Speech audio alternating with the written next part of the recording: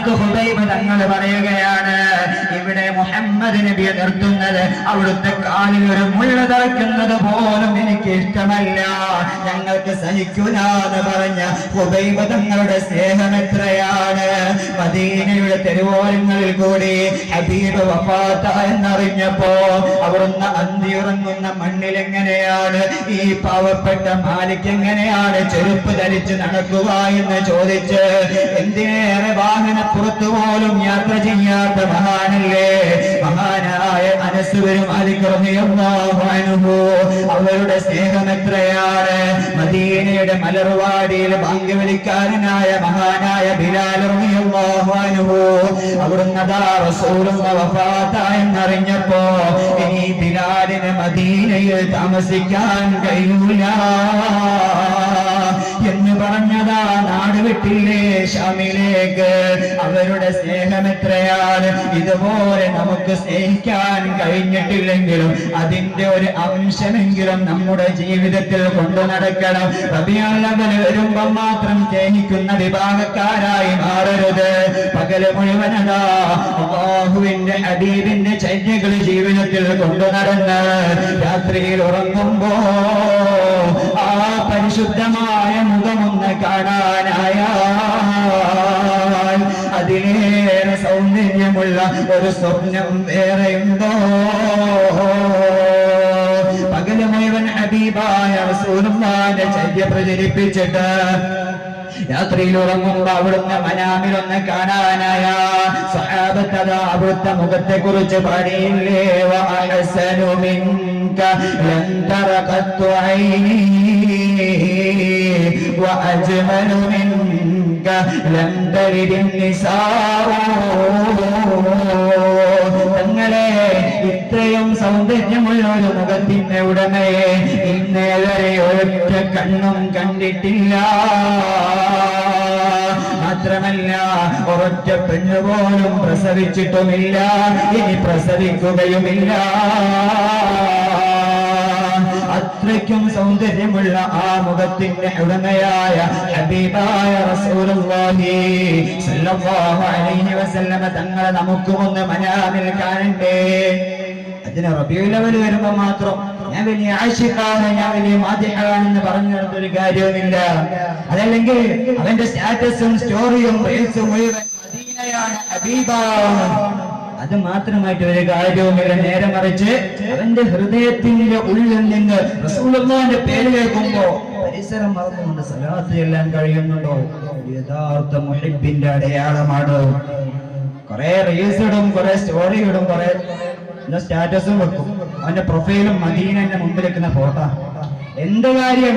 നമ്മുടെ ഹൃദയത്തിൽ നിന്ന് അല്ലാഹുവിന്റെ ഹബീബിനെ ഇഷ്കുണ്ടെങ്കിൽ അത് വെക്കണം, വെക്കണ്ട എന്നല്ല. നേരെ മറിച്ച് നമ്മുടെ ഹൃദയത്തിൽ നിന്ന് ഹബീബിനോട് സ്നേഹം നമുക്കുണ്ടാവണം. ഇത് റബീഉൽ അവ്വൽ വരുമ്പോ എല്ലാ പരിപാടിക്കും അവരുണ്ടാവും, എല്ലാവിധ ഒരുക്കങ്ങൾക്കും അവർ നടക്കും. പിറ്റേന്ന് രാത്രി മുഴുവൻ പന്തലിടാനും മറ്റെല്ലാ കാര്യങ്ങൾക്കും ഓടിച്ചാടി നടക്കും. അതല്ലെങ്കിൽ വയല് പരിപാടിക്ക് പോകും, ഇങ്ങനെ നല്ല പരിപാടിക്കൊക്കെ പോകും.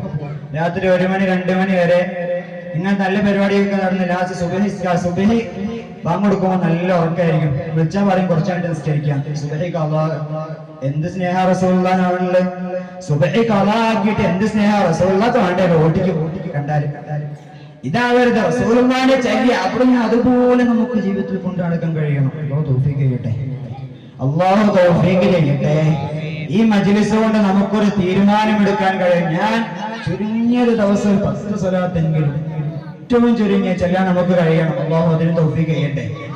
ഈ മജ്ലിസ് കൊണ്ട് അല്ലാഹു അതിന് നമുക്ക് തൗഫീഖ് ചെയ്യുമാറാകട്ടെ. ഞാൻ അവസാനിപ്പിക്കുകയാണ്. മഹാനായ സ്വലാത്തിന്റെ ഒറ്റ ചരിത്രം മാത്രം പറഞ്ഞുകൊണ്ട് ഞാൻ അവസാനിപ്പിക്കാം. മഹാനായ സുലൈമാൻ അൽ-ജസൂലി റളിയല്ലാഹു അൻഹു അവിടുന്ന് ഒരു മലയുടെ അടിവാരത്തിലൂടെ ഇങ്ങനെ നടന്നു പോകുമ്പോ പെട്ടെന്ന് അദ്ദേഹത്തിന് നിസ്കാരത്തിന് സമയമാവുകയാണ്. സുബ്ഹാനല്ലാഹ്.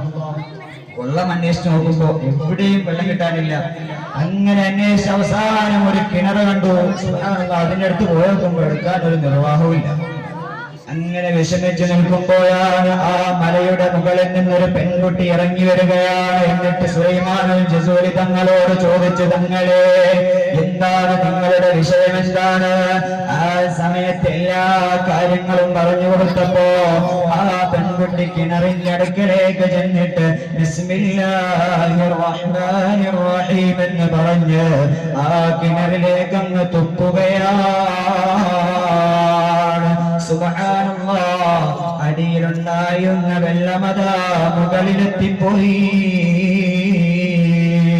എന്നിട്ട് ഇത് കണ്ട് മഹാനായ സുലൈമാനുൽ ജസൂലി തങ്ങള് അതിൽ നിന്ന് ഒന്നുമെല്ലാം എടുത്തതിന് ശേഷം ഈ പെൺകുട്ടിയോട് ചോദിക്കുകയാണ്, അല്ലയോ പെങ്ങളെ, എന്താണ് ഇത്രയും വലിയ പവർ വരാനുള്ള കാരണം? എന്താ?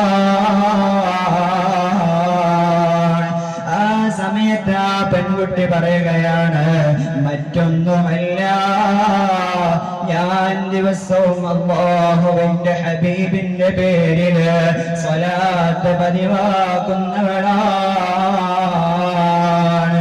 അതുകൊണ്ടാണ് അല്ലാഹു സുബ്ഹാനഹു വ തആല എനിക്ക് ഇത്രയും വലിയ പവർ തന്നതെന്ന് പറയുമ്പോ മുഅ്മിനീങ്ങളെ, നാം സ്വലാത്ത് നിത്യമാക്കാൻ നമുക്ക് കഴിയണം. അതല്ലേ മദീനയുടെ അടുത്ത് ചെന്നിട്ട് മഹാനായ റിഫാഈ ശൈഖ് അവിടുന്ന് പാടിയില്ലേ, ഫീ ഹാലത്തിൽ ബുഅദി റൂഹികും തുർസിലുഹാ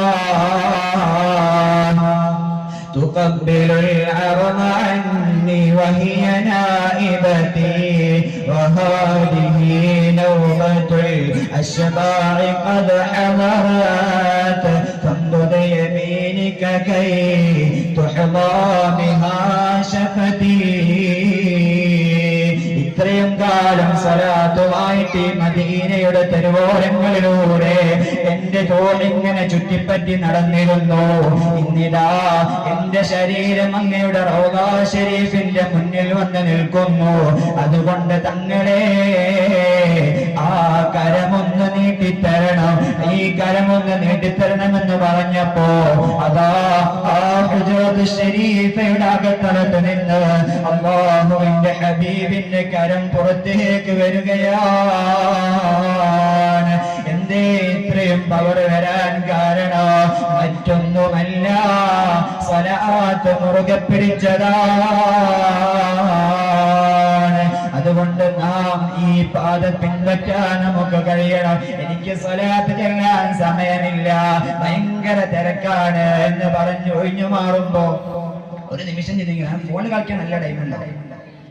ഫോണില് മെസ്സേജ് നോക്കി തീർക്കാൻ, റീൽസ് കാണാൻ, സ്റ്റോറി കാണാൻ ഒക്കെ ടൈമുണ്ട്. പക്ഷെ ഒരു 10 മിനിറ്റ് സ്വലാത്ത് ചെല്ലാൻ പറയുമ്പോൾ തീരെ സമയം ഒഴിവ് തീരെയല്ല എന്ന് പറഞ്ഞു ഒഴിഞ്ഞു മാറാതെ ഈ പരിശുദ്ധമായ റബീഉൽ അവ്വലിൽ നമുക്ക് റബീഉൽ അവ്വൽ മാത്രമല്ല, അവർ നമ്മോട്ടും ധാരാളം സ്വലാത്ത് ജീവിതത്തിൽ നിത്യമാക്കാൻ നമുക്ക് നാം ശ്രമിക്കണം. അല്ലാഹു തൗഫീഖ് ചെയ്ത് അനുഗ്രഹിക്കുമാറാകട്ടെ. ആമീൻ എന്ന് ദുആ ചെയ്തുകൊണ്ട് ദുആ വസിയത്തോടെ ഞാൻ നിർത്തുന്നു. അൽഹംദുലില്ലാഹി റബ്ബിൽ ആലമീൻ. അൽഹംദുലില്ലാഹ്.